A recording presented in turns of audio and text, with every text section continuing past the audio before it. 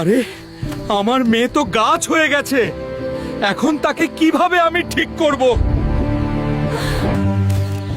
Japan থেকে eagle পাখির ডিমটা এনে দাও, তাহলে সে ঠিক হয়ে যাবে। ঠিক আছে, আমি চললাম ডিম আনতে।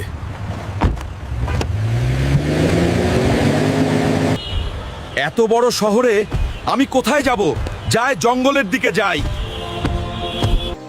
এই ঈগল পাখি, তোমার ডিমটা আমায় দিয়ে দাও, তাহলে আমার মেয়ে সুস্থ হবে।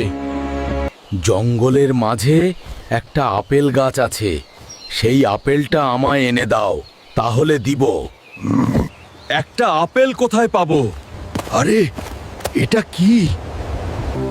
আরে আরে এই তো আপেল পেয়ে গেলাম।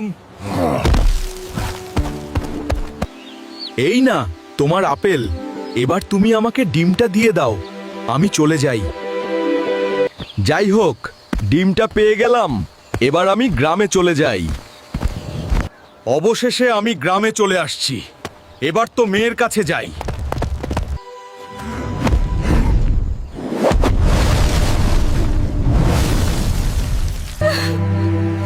কিরে মা, তুই খাচ্ছিস কেন? বাবা, কেউ লাইক, সাবস্ক্রাইবার আর ফলো করেনি। এই তো আমার মেয়ে চলে আসছে, আমার আর কোনো চিন্তা নেই।